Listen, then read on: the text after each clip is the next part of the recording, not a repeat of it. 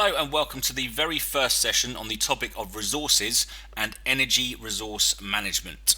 So this topic is divided up into sections, a bit like other topics you may have encountered like the UK's changing landscapes, but these sections are effectively going to be resources in general. So today you're going to learn about resources in general, both classifying resources, putting them into categories, and how we use resources or exploit them. But then the topic eventually starts to move into one of two options. The two options are energy resource management and water resource management. Now, as a centre, we use energy resource management. That's the one we teach you, deliver to you, and they're the ones that you're going to find on these jog vlog videos. But there is the option in the exam to do water resources management. You are not going to have to answer that bit in the paper. Okay, because as a centre, like I say, we have the option. So we've chosen energy, there'll be the lessons you do, and you ignore that section of the exam. So today's title is classifying and using resources. You can see the learning objectives. Please write those down, pause the screen while you do so, and when you're ready, unpause the screen and we'll crack on with the session. So we're going to start with a nice definition, and if you want to do this to practice, you absolutely can. A definition of what we mean by a natural resource. So if you want to have a go yourself, put it in the back of your book in case you get it wrong, which you probably will, sorry, and pause the screen, and if you just want to write down the definition, carry on. Okay, so a natural resource is any feature or part of the environment that can be useful to people in the air, water, or on the land. Okay, please write this definition down. So a natural resource is any part of the air or the atmosphere, the water or hydrosphere, or the land, the lithosphere, that we can use. Okay, so anything that we can use that's naturally there that's going to be useful to us. Now that is quite a long list, to be honest with you, because as humans we exploit as much as we possibly can, even if it's something which we don't need for survival. It's something which is really useful to us, maybe recreationally, to relax. So write that definition down because it's a really important part of us classifying resources. Now once you've written that down, we're going to start to go into a bit more depth about classifying resources. So we classify them in a few ways, and the first main way that we classify resources is whether they are abiotic or biotic. So abiotic resources are non-living, so anything that we take from the lithosphere, land, atmosphere, air, or hydrosphere, water.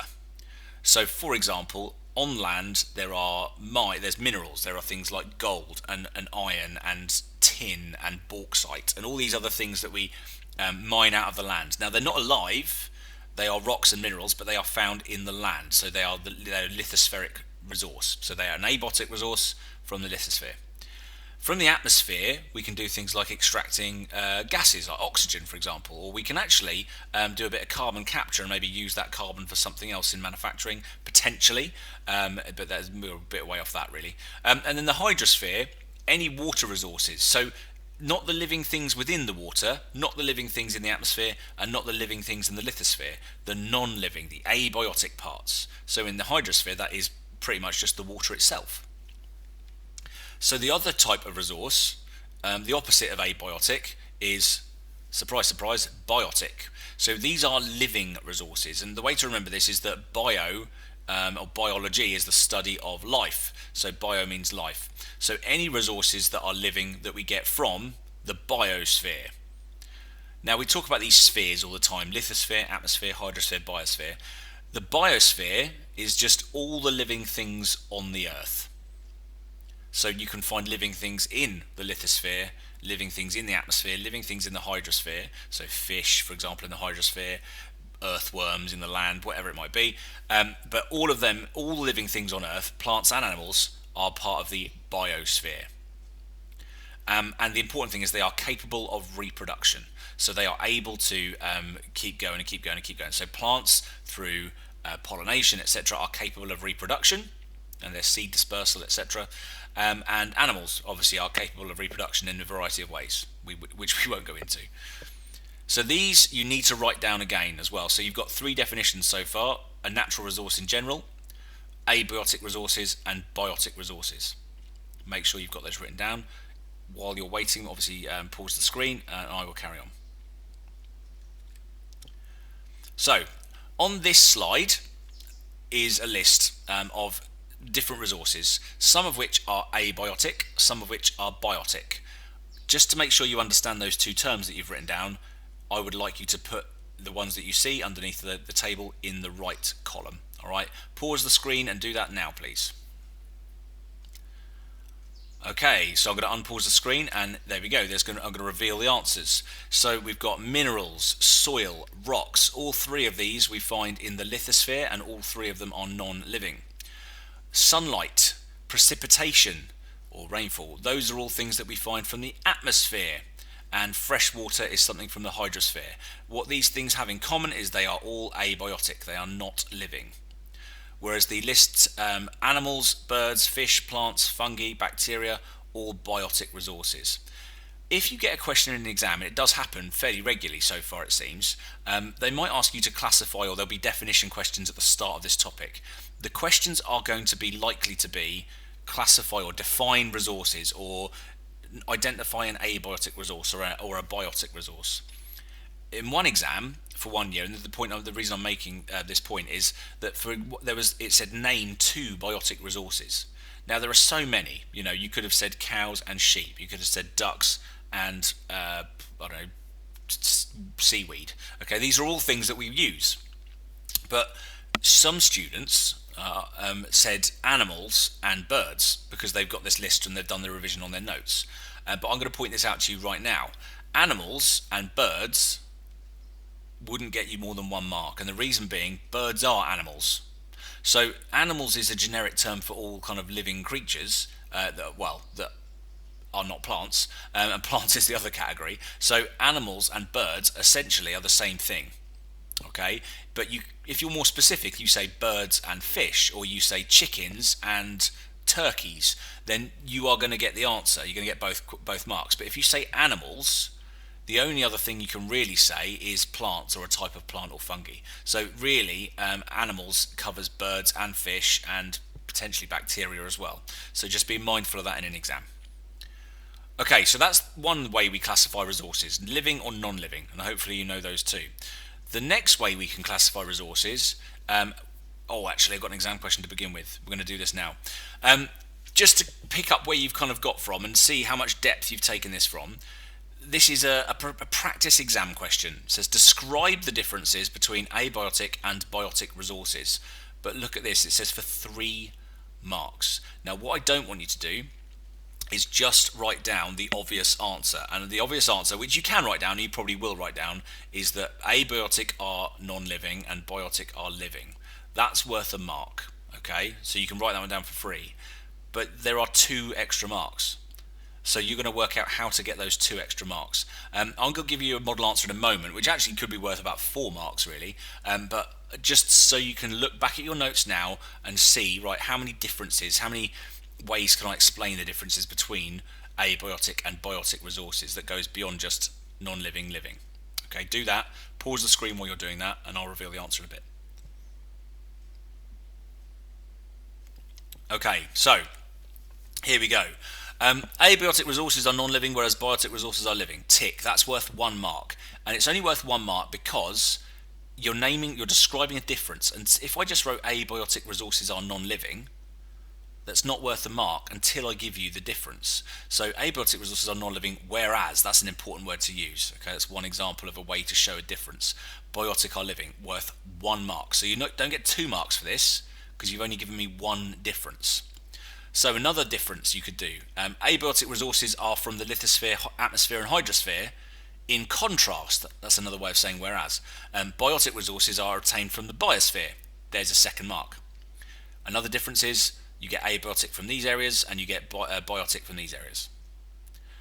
Another one, biotic resources are capable of reproduction, unlike abiotic resources. So again, there's a difference there. Biotic can reproduce, abiotic can't. There's a 3rd mark there.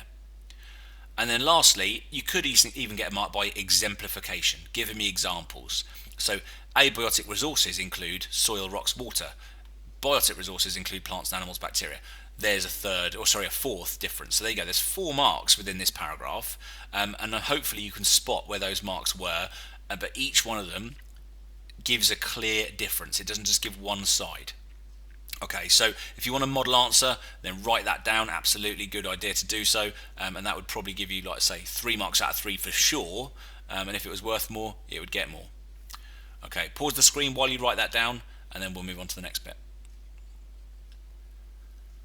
So, classifying resources a second way is something which I hope you've all done from Key Stage 3 science, to be honest with you.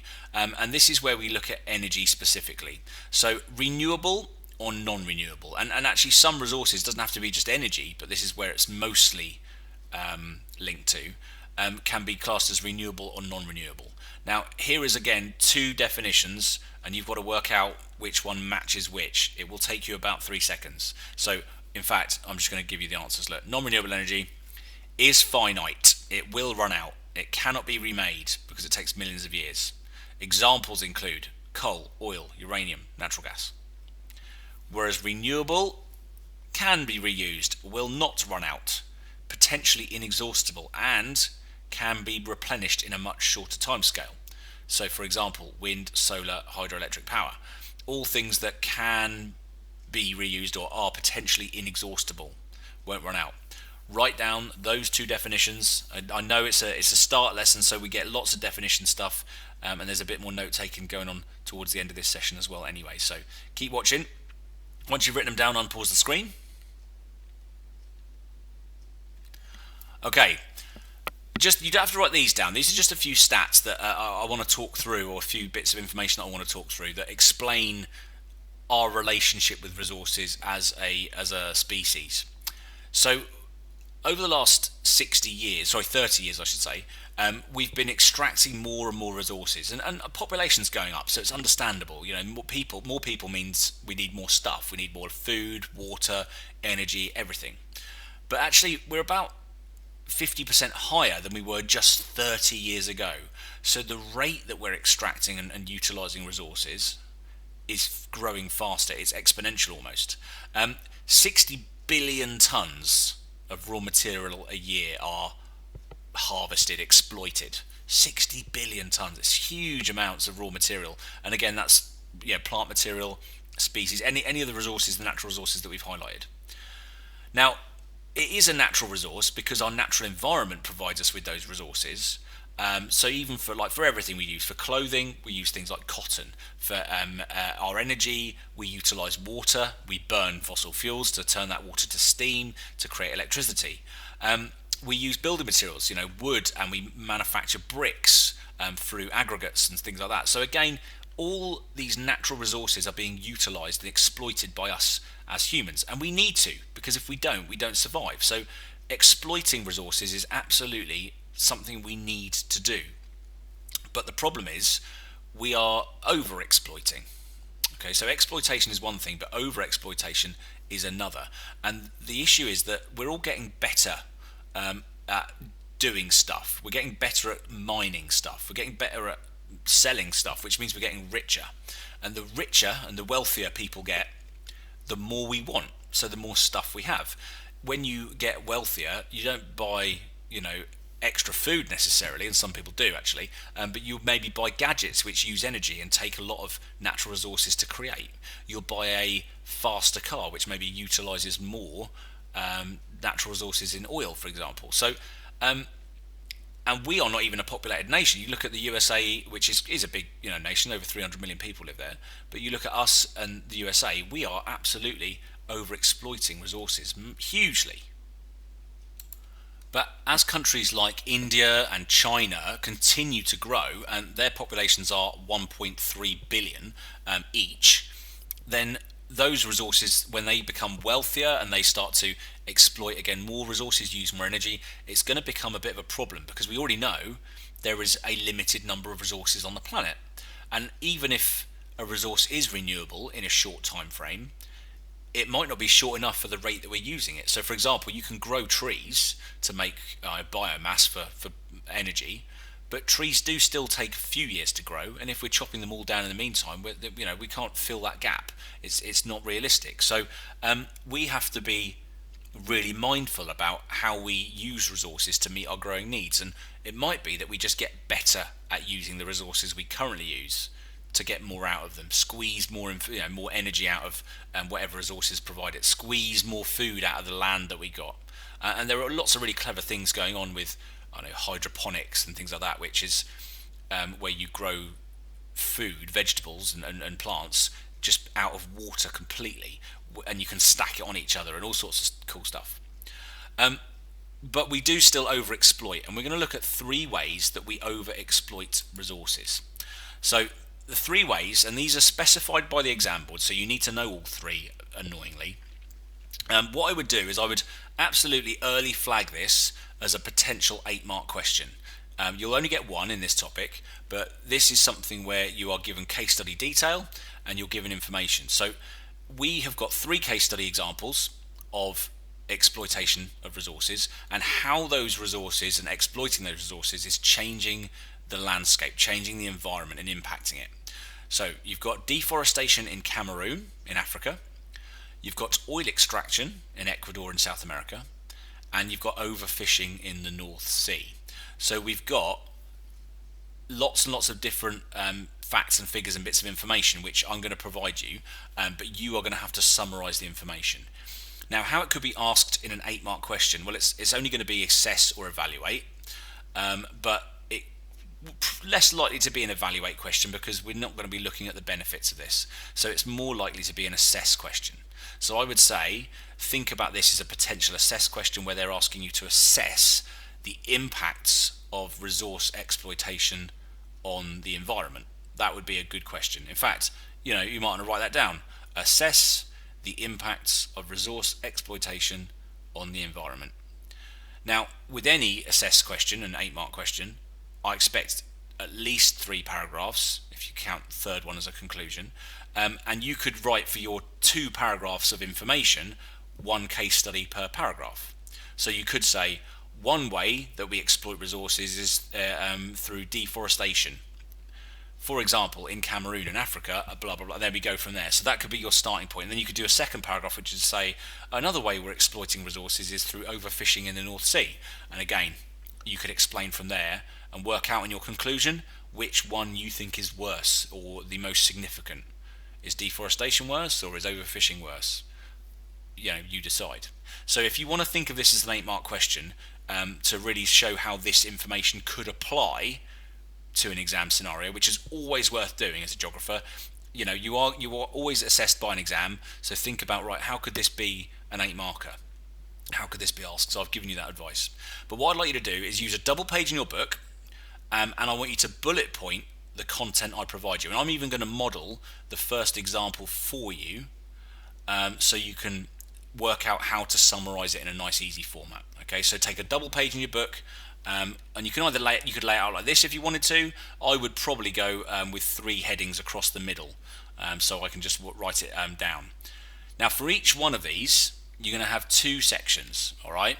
The first section is going to be reasons for extraction. So why are they taking trees from Cameroon? Why are they deforesting Cameroon? And then the second section is the impact of that, and the impact is largely focusing on the environment. So, little title, and the first third of my double page I'm going to write deforestation in Cameroon, and then I'm going to write a little subheading, reasons for extraction. Pause the screen to do that, and then I'll help you out with the bullet points. Okay, so hopefully you've got your title for your third of your page, deforestation in Cameroon, and then you've got your subheading, reasons for extraction. Now, I've said we're going to summarize this in a few bullet points, and I'm going to read through it first, and then I'm just going to pick out some bullet points. So don't write all of this down. It's a waste of time. Okay, you can be much more efficient than that. So why are they taking trees? So trees may be cut down for several reasons: cattle ranching, subsistence farming, logging, transport networks, mines, etc. Palm oil, often labelled with the umbrella term vegetable oil, is a resource that has grown in value with the rising demand for food and is becoming an increasing cause of deforestation. It is one of the primary ingredients used in a variety of goods like chocolate bars, ice cream and pizza. It's also used in other non-food products like lipstick and soap. Now, everything past the word palm oil is all about palm oil. Everything else is a bit of a narrow bullet point. So my first bullet point, reason for extraction, I don't need to write this down. Trees may be cut down for several reasons because I'm about to put them down. So I'm going to put one bullet point, cattle ranching. So underneath reasons for extraction, I've written bullet point, cattle ranching. Then another bullet point, subsistence farming. That's farming just to feed yourself, not to sell. Third bullet point, logging. Fourth bullet point, transport networks. Fifth bullet point, mines.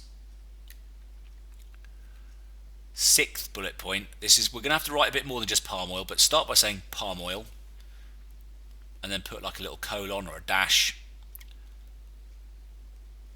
And I'm going to write, after writing palm oil, I'm going to say used in chocolate, ice cream and pizza, lipstick and soap.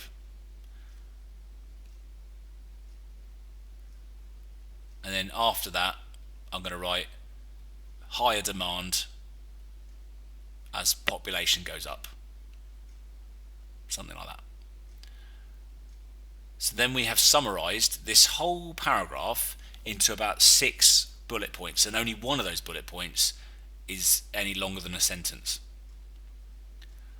So finish that first section and then write your second subheading in that same column, which is impact of extraction. So what are the impacts of people chopping trees down? And once you've written down that title, I will give you, again, I'll summarize it after I've read it through. Okay, so rainforests cover about 48% of Cameroon. About 1% a year is cut down for timber and farming, including palm oil plantations. Deforestation leads to a decline in habitats and a reduction in the number of species living there. It can also affect the microclimate of these areas, leading to more extreme temperatures and a decrease in both evapotranspiration and precipitation. Deforestation also results in soil erosion, particularly in tropical climates where heavy rainfall falls on cleared land. For example, scientists in Côte d'Ivoire, Ivory Coast, found that each hectare of land covered by forest lost 0.03 tonnes of soil a year, increasing to 138 tonnes a year from bare soil. Madagascar loses 400 tonnes of soil per hectare each year. This erosion costs developing and emerging countries, billions of dollars a year in direct and indirect damages through the loss of valuable soil, the pollution of water supplies, and the impact on infrastructure and fishing. Careful management can reduce soil loss by 95%. Without it, erosion is a big problem for future food security. The soil can also end up in rivers and decrease the amount of water the river can hold. This would lead to higher rates of flooding. Now, wow, loads of stuff there. But let me just filter through this. So we're focusing on the impact of extraction. So all this, rainforest cover, blah, blah, blah, 1% a year is cut down. That all just is like the same first bullet point, isn't it? If you wanted to add some stats to the first section, you could, okay? But that's nothing to do with an impact, is it? That's just telling you some information. So now we've got an impact. Deforestation leads to a decline in habitats. So first bullet point, decline in habitats and reduction in species. That's my first bullet point. Decline in habitats and reduction in species.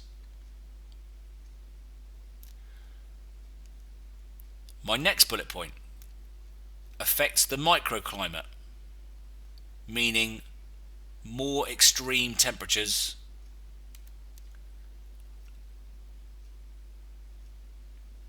and less rainfall.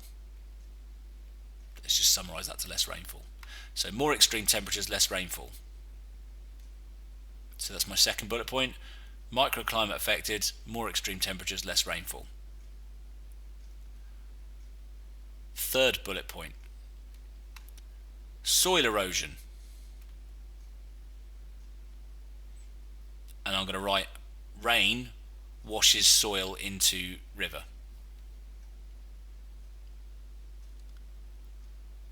Now, I'm not going to write anything about the Côte d'Ivoire or Madagascar because they're not our case study. So it seems silly that they're on there. They're just another example.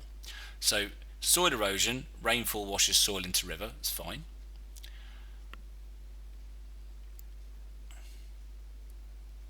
So my next bullet point is water supplies polluted, which affects fishing.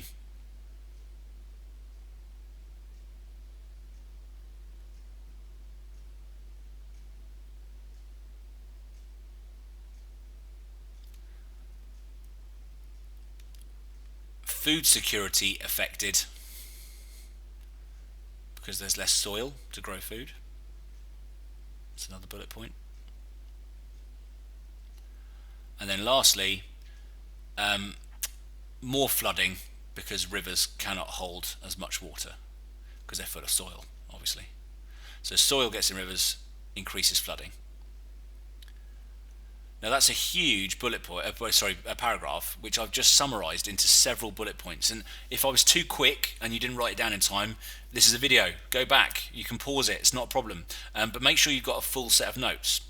Now, with my GCSE geography exam hat on, I'm going to say that if this was an 8-mark question or one paragraph in an 8-mark question, then it's useful to have a stat, because how I ask you to structure 8-mark question paragraphs is I ask you at the end to provide an example or a statistic. So rather than completely ignoring the stats that are in here, just pick one or two. Okay, so go back to it, pick one or two stats that explain or that just help exemplify the impacts or the reasons for extraction. Alright, so you've got a stat here which could go into this reasons, couldn't it? 1% of forest is cut down for timber and farming. There you go. That's a stat. This one, there's another stat you could say, again, annoyingly, none of this is about Cameroon specifically, but if the only stat you've got is for Madagascar, then you could say Madagascar loses 400 tons of soil per hectare each year, Cameroon must lose similar. Okay, something like that would be valid. So I'm going to put the other two case studies on the screen. I'm not going to say anything other than just say, this is it. But because I've talked you through and modelled how you can do the first one, so how you can get the information from the big detailed paragraphs into bullet point format. This is an important skill. I need you to practice this, because actually over your time doing GCSE geography, you will have to summarise information.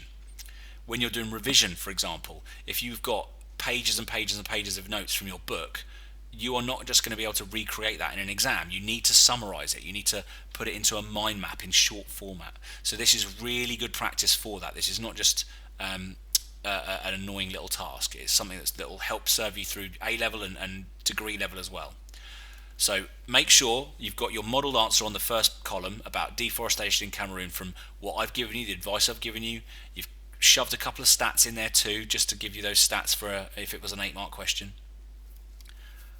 And I'm going to do the next case study on the board, and then all I'm going to do is going to say, here's the next case study. You can pause the screen and take as long as you need to complete that section. I will move on very quickly, but you can pause the screen to get it done. And then I'm going to give you the third case study, and then we'll finish off the lesson. Okay, so here is the next case study. So this is oil extraction in Ecuador. Read it through, make sure you've got your subheadings, your headings, make sure you've bullet pointed, make sure you've got at least one or two stats in each, but off you go, summarise it. Pause the screen, because I'm about to move on to the next one for those of you that have finished this one. Okay, in the third case study, which is overfishing in the North Sea, that's your title. Start by writing down reasons, then impacts, read through it, bullet point it, get at least a stat for each thing if you can, at least one, maybe two, and summarise it as we have done for the first one and you've now done for the second one by yourself. Okay, pause the screen to get that completed, and then when you're ready, unpause the screen and I'll finish up the lesson. Okay, so well done. Okay, there's lots of note taking, and for a first session we've covered definitions of what resources are. We've looked at abiotic, biotic resources. We've looked at renewable, non-renewable resources. We've also looked at some of the problems that we encounter with exploitation of resources, and specifically looked at 3 detailed case studies which could all be useful if you were given an 8-mark assess question about the impact of exploitation of resources on the environment. Just to finish off, because you've encountered loads of new terms today, I want to see how many of those new terms that you can actually remember. So this session may well have taken you over an hour to do, but luckily it's a video, you can pause it. But what you've got here is the starting point for several key terms that you've encountered today, and I want to see if you can tell me, just without looking at your notes, a word that you encountered today that starts with those two letters. So for example, the first one, AB, abiotic, okay, because we looked at abiotic resources. Abiotic. I don't know if we actually encountered the word abstraction in our work, but abstraction is another word that's another way of a word that we use for taking out resources from the landscape. So abstraction could have been AB as well. But see if you can do the others. Have a little go. Work out, EX, DE, OV, BI, HY, RE, LI, and if you've got more than one, then great. And I will go through the answers in a moment. Just pause the screen, and when you've done, unpause the screen, and I'll give you a suggestion for each one. Okay, so EX, you could have put exploitation, or you could have put extraction, which means the same as abstraction. DE, deforestation. OV, overfishing. You could put overexploitation as well. BI, biotic or biosphere. HY, hydrosphere. RE, renewable or just resource. And then LI, lithosphere. Okay, and if you thought of any others, well done. Okay, that summarises the first session, and it is a biggie, alright? You've done loads and loads of stuff today, taken loads of notes. I imagine it's taken up a good 3, maybe even 4 pages of your notes to complete this. So, well done for getting through it. There are a few lessons obviously to come, another 11 in this particular topic. So, I'll see you next time for another jog vlog. Thank you very much for listening.